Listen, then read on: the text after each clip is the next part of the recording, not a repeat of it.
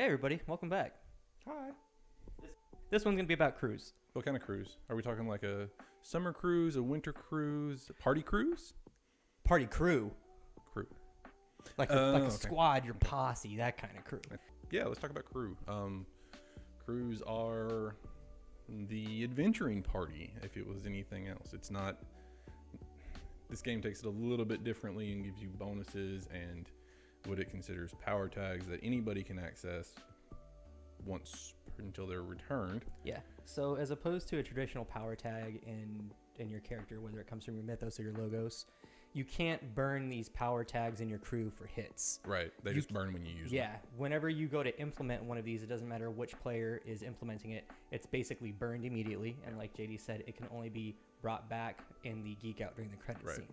And crews are a little bit different than just, oh, this is your adventure party and we're going to give it a neat name. They give you power tags. They give you a weakness that affects everybody in the crew. And it's a way to the game for the game to differentiate a little bit of itself, but it's also a way to fall into that superhero kind of trope a bit. Mm-hmm.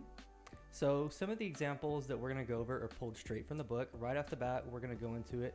And the first one would be something that everybody would be kind of familiar with, what basically the core of the game realistically is. It's going to be like a casual detective. It's the Bat family. That's later. This one is more like Sherlock Holmes and the Winchesters. Okay, that's fair. That's fair. Yeah, okay. You're getting close. So, yeah.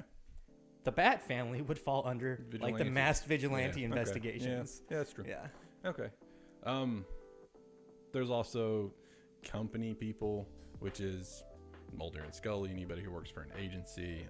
There's conspiracy busters, which any ghost TV show essentially is conspiracy busters. Ghost facers. Mythbusters, if they had some kind of weird super powers, would be a conspiracy busters. And another thing that you can do on this too is it doesn't actually need to be like a group. You don't have to physically like work with each other. You can have like essentially like this big massive, what the game calls the event that basically brought you and your squad together. This would be something like what happens in Heroes, how everybody starts meeting up. Yeah. Or actually another really good example, one of my favorite movies, what happens to the dudes in Chronicle. Yeah.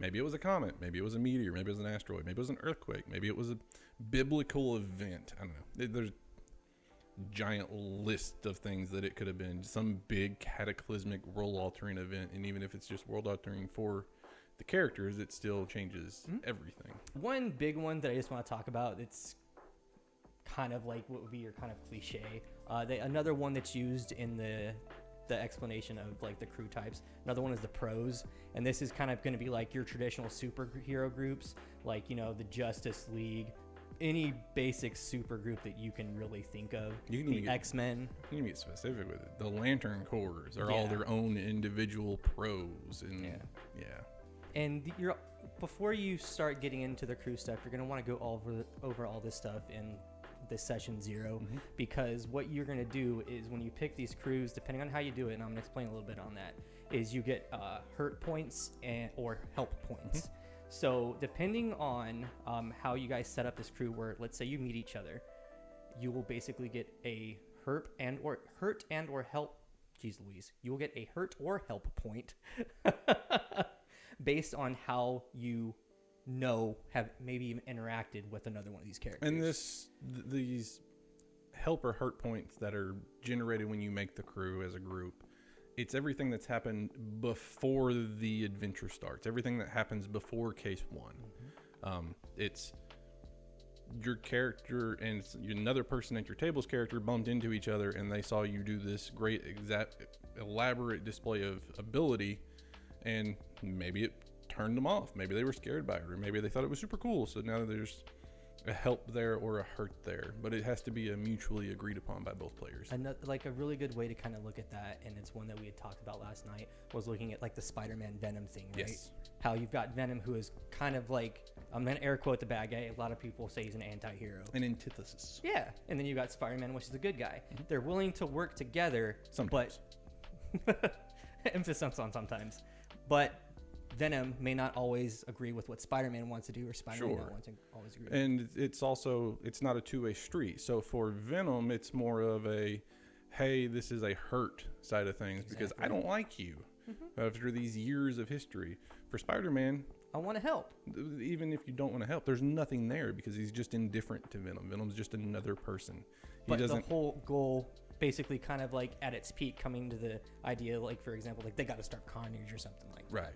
Right, and that's kind of where it goes along as well. And these points are not regenerable once you have them. They're at your pool. You can use them to add a plus or a minus to somebody else's roll. Like a status. It works basically like using juice does. Right, it compares it to juice. Yeah, but you're instead of using it to change the game or like the world, it's what's affecting the other PC. It's good to do it in a session 0, and this game heavily emphasizes the need for a session 0 because it needs to be a group dynamic. It needs to be the group comes together and says, hey, we have all of this is what I have, and this is what I have, and this is what I have. Cool, let's be this kind of group. You can also, if you want to come into this game as complete strangers, we're like me and my character and Steve's character, we're complete strangers. Sure. You can just basically not have the help or hurt points at all. Right, you skip the relationship part of it completely, and you say, no. This relationship is starting from day one, and that's where we're going to play into this. And it changes the game a little bit.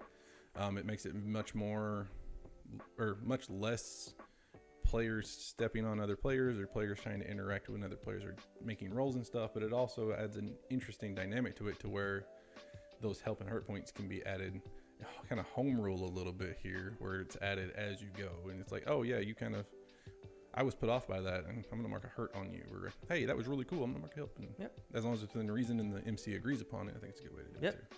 All in all, short version, the crew and the story that fall behind it is basically how your carries met, how your carries met, how your characters met, what do you guys work together on? What are you striving? What are you all trying to accomplish together? What resources do you have that you share? What locations do you have mutually that you can share? Literally everything. And then the weakness is the same way. What is something that impacts all of you equally? For you guys, it was y'all are broke. And now that's going to change because y'all are broke no more. Essentially sponsored, and y'all just got a big payday. So now that's got to change. But the weakness should impact everybody. Equally.